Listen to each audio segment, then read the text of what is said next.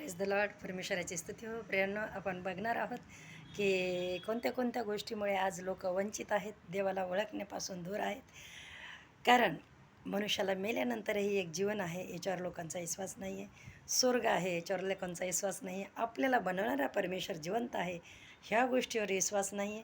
तर याच्या आपण काही कारणं आपण बघणार आहोत. प्रियांनो, काही लोकांचं म्हणणं असं आहे की जर येशू ख्रिस्त महान आहे, तर मग त्यांना खिळे ठोकून का मारण्यात आलं? त्यांना का बरं लोकांनी मारलं? कसं काय लोकांची हिंमत झाली? प्रियांनो, ह्या प्रश्नाचं उत्तर असं आहे की परमेश्वरांनी बनवलेल्या योजनेनुसार मानवजातीसाठी, मानवाच्या पापासाठी एक बली चढणं गरजेचं होता. जो पवित्र बली, तो ह्या दुनियात कोणीही नव्हता.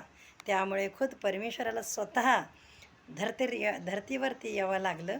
तुमच्या आणि माझ्या पापासाठी ते बलिदान झाले. हा प्लॅन परमेश्वरानेच रचलेला प्लॅन आहे.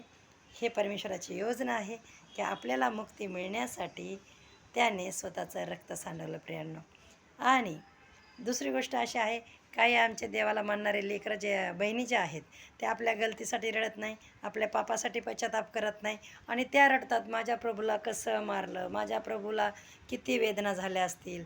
तर ह्या गोष्टीमुळे काही बहिणी रडतात. आणि जीवनामधलं पाप, घाण मन, हृदय तसंच आहे.